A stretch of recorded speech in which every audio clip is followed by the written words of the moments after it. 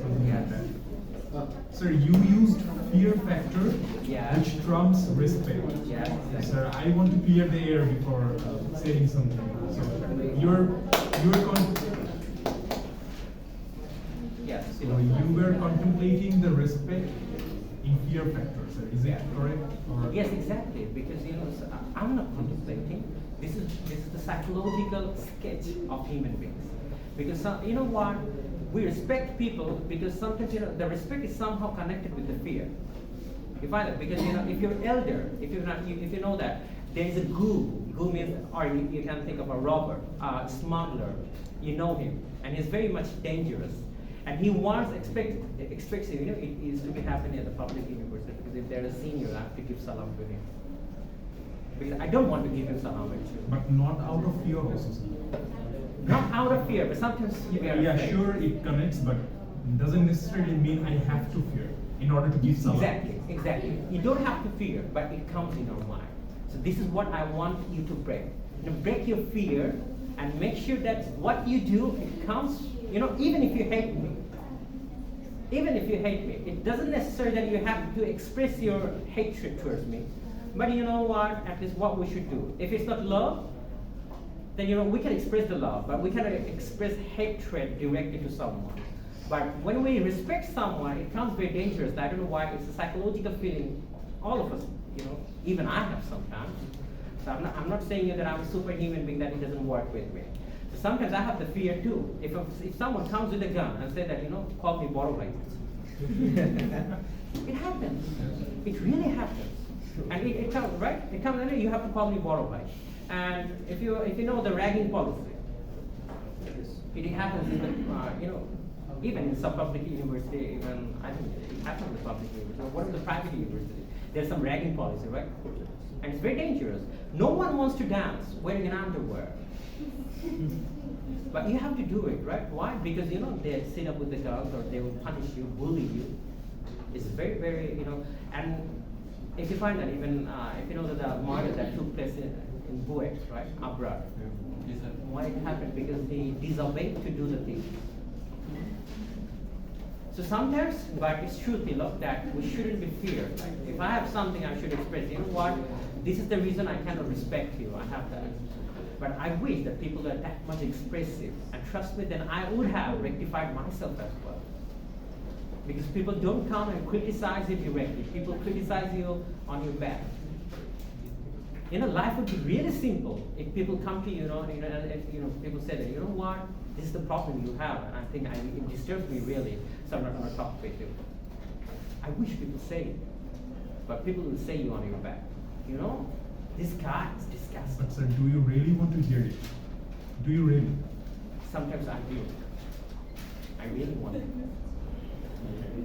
So you know what, it happens, I used to work, when I was in the corporate, I used to work with MD Monir Hussain Khan. He's the finance director of ACI. I used to respect him for one thing, because he used to speak really directly. And whatever he has, he'll say, Najmul, these are the things I cannot, it doesn't go with you. So you have to change it. I said, okay, that's good.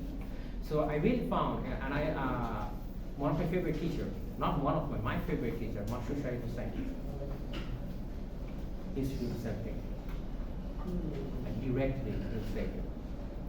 And he'll never speak against you on your back. And we rarely find those kind of people in our life. But I wish. Have you talked to your father? You see that the father does the same thing. They love you on your back, but they don't express their love when you are with them. Maybe they're being protective. I don't know. I don't know, maybe. But I wish people are speaking stronger. And while having a cup of tea, they are going to criticize me.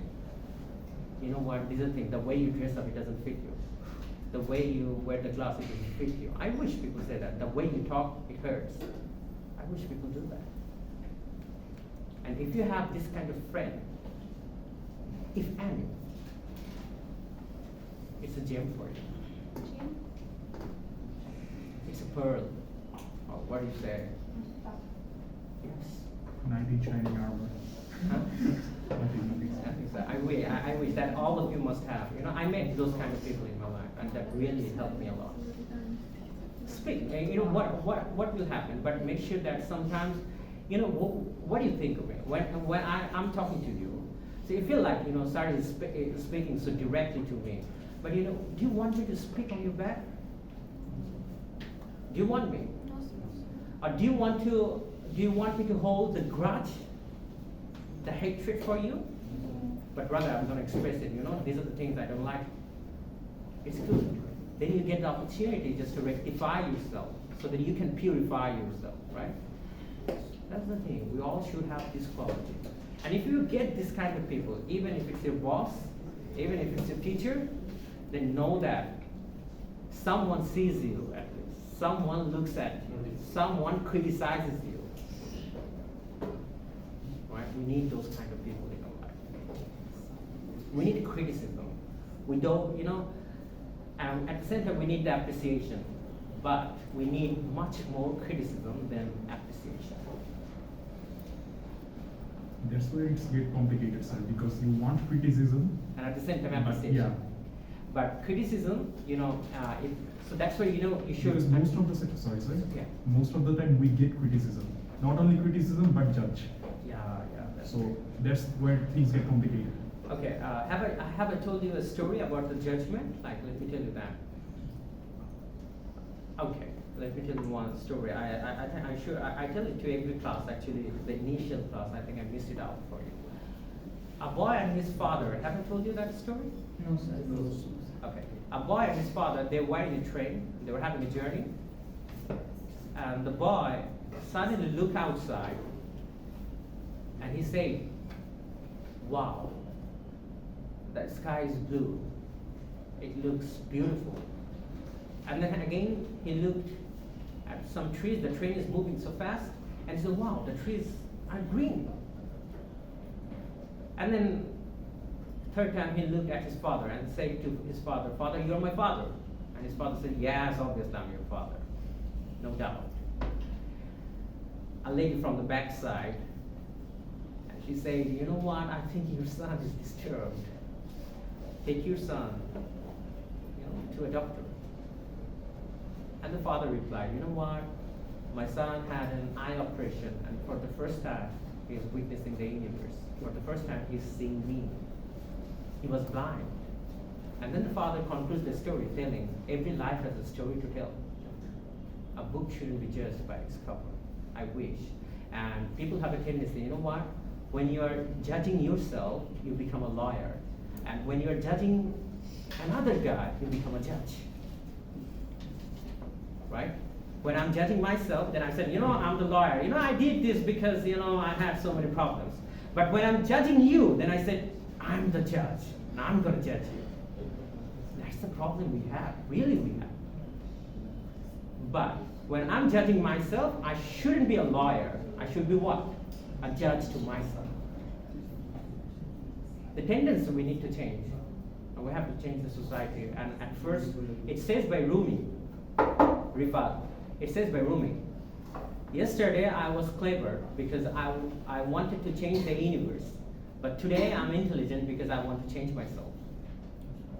I thought it was Gibran. No, it was not called Gibran. It's Rumi. So the day you start to change yourself, it changes. But the problem is that why? You know, I want to change the whole thing. I cannot. You know, I cannot change all the students, but I can change at least 2 or 3. Right? So that's the contribution you need to put. You don't have to change the universe. Just start changing your home first. So changing yourself gives you a different view to look at the people. If you see a girl on my bike, a damn smart lady on my bike holding my, I don't think that she's my girlfriend. You're thinking that, sir, you're thinking that she might be my sister. Or what if she's my wife? You have to change it.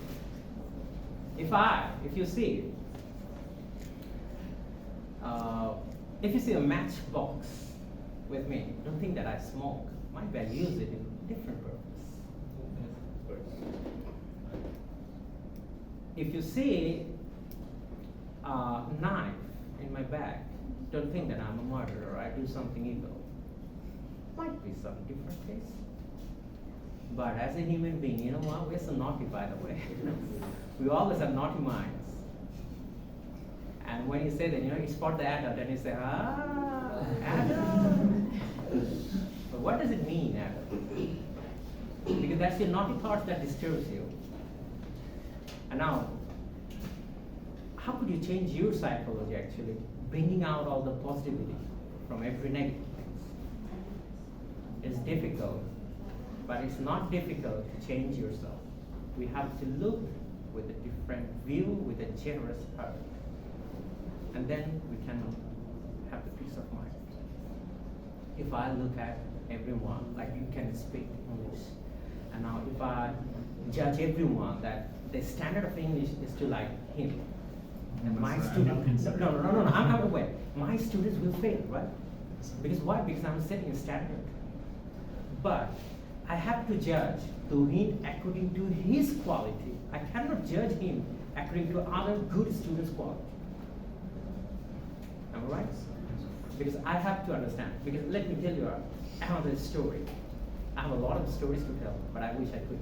It says that, one day a guy came with, it's called alcohol, the wine, and wrapping beautifully. And he came to whom?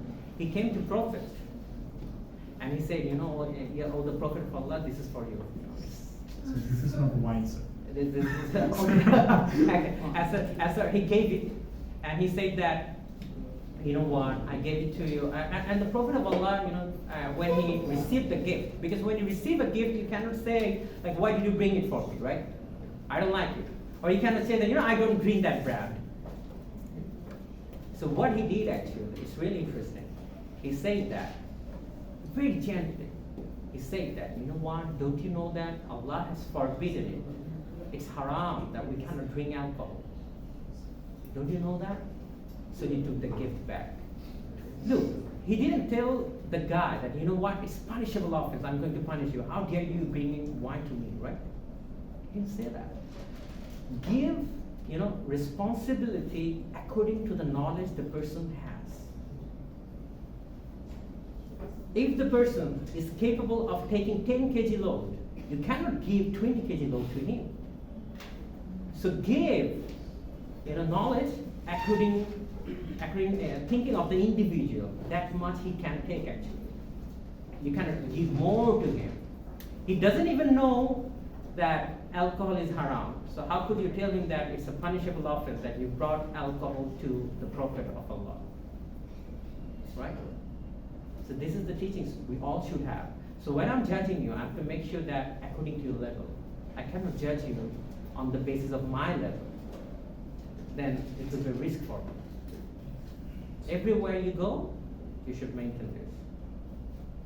These are some hacks of life you should have. Any more questions? Thank you, Tito, for having the conversation. It gives pleasure to talk. Any more questions? And it's frustrating that there's no more question because it means that I'm done. It means that I made you understand. But is it true that you really understood what I said? Yes, sir. We got it. How come? Okay, thank you. Thank you so much. Switch off the recording.